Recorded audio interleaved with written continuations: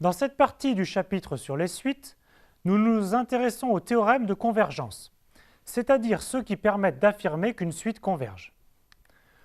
Nous commencerons par nous intéresser aux suites croissantes et majorées, puis nous étudierons en détail deux exemples, avant d'énoncer le théorème sur les suites adjacentes.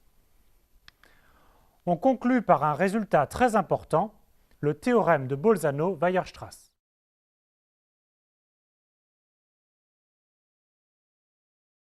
Le premier résultat est simple à énoncer. Toute suite croissante et majorée est convergente, c'est-à-dire admet une limite finie. On a aussi aisément le résultat symétrique. Toute suite décroissante et minorée converge. Pour une suite croissante qui ne serait pas majorée, alors elle tend vers plus l'infini. Passons à la démonstration du théorème. On note grand A, l'ensemble des valeurs de la suite. C'est un sous-ensemble de R. Par hypothèse, la suite UN est majorée par un réel M. Donc, l'ensemble A est majoré par M. De plus, A est clairement non vide, puisqu'il contient tous les termes de la suite. Donc, d'après un théorème du chapitre sur les réels, l'ensemble A admet une borne supérieure finie, que l'on va noter L est égale à sub de A. C'est un nombre réel. Montrons qu'en fait, la limite de UN est égale à L. On fixe un epsilon strictement positif, et par définition de la borne supérieure, il existe un élément U indice grand N de A, tel que U indice grand N soit compris entre L moins epsilon et L.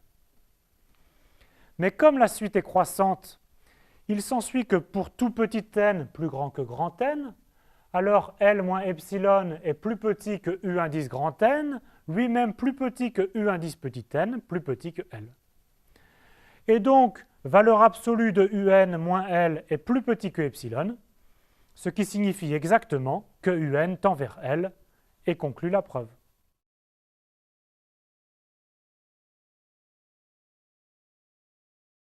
Le premier exemple est la suite dont le terme général est UN est égal à 1 plus 1 sur 2 au carré plus 1 sur 3 au carré, etc. jusqu'à 1 sur n au carré. Il est clair que la suite UN est croissante, car le calcul de la différence entre deux termes consécutifs est UN plus 1 moins UN est égal à 1 sur n plus 1 au carré, qui est strictement positif. De plus, par récurrence, nous allons prouver que pour tout n plus grand que 1, on a UN est plus petit que 2 moins 1 sur n. Pour n égale 1, on a U1 qui est égal à 1, qui est bien plus petit que 2 moins 1 sur 1. Fixons un n plus grand que 1 et supposons que UN est plus petit que 2 moins 1 sur n.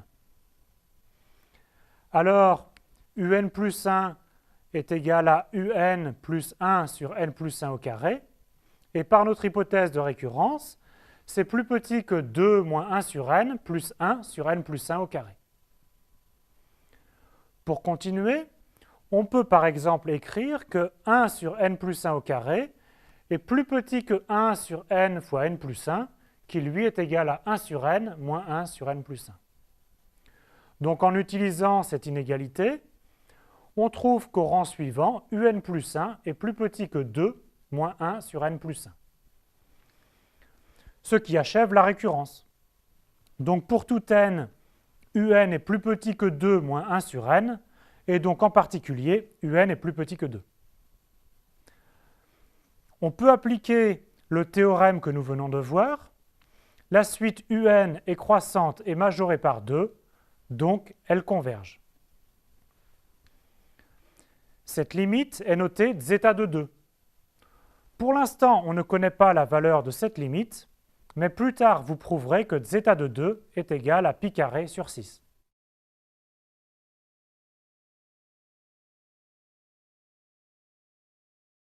Le deuxième exemple est la suite harmonique, qui est définie de manière analogue. Son terme général est la somme des inverses des n premiers entiers naturels non nuls. Un est égal à 1, plus 1 demi, plus 1 tiers, etc., jusqu'à 1 sur n. Nous allons montrer que un tend vers plus l'infini. Tout d'abord, la suite un est croissante. On calcule de nouveau la différence entre deux termes consécutifs. Un plus 1 moins un est égal à 1 sur n plus 1, qui est strictement positif. On va par contre montrer que la suite n'est pas majorée. Pour cela, on va calculer une minoration de certains termes. Estimons la différence entre le terme au rang 2 puissance p et celui au rang 2 à la puissance p-1. Lorsque l'on calcule la différence u indice 2 puissance p avec u indice 2 puissance p-1, les premiers termes se télescopent et il reste cette somme des inverses. Il reste en fait exactement 2 à la puissance p moins 2 à la puissance p-1, c'est-à-dire 2 à la puissance p-1 termes. Et chaque terme est supérieur à 1 sur 2 à la puissance p. Ce qui conduit à la minoration 2 à la puissance p-1 fois 1 sur 2 à la puissance p, qui vaut exactement 1 demi.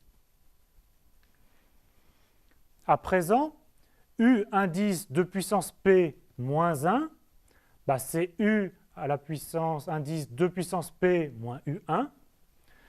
On l'écrit sous la forme d'une somme télescopique. u2 moins u1 plus u4 moins u2 plus u8 moins u4, etc. jusqu'à u indice 2 puissance p moins u indice 2 à la puissance p-1. C'est la somme de p termes, tous supérieurs à 1 demi, donc cette somme est minorée par p sur 2. Comme p est un entier arbitrairement grand, on en déduit que la suite un est croissante et non bornée, donc elle tend vers plus l'infini. Conclusion, la suite harmonique tend vers plus l'infini.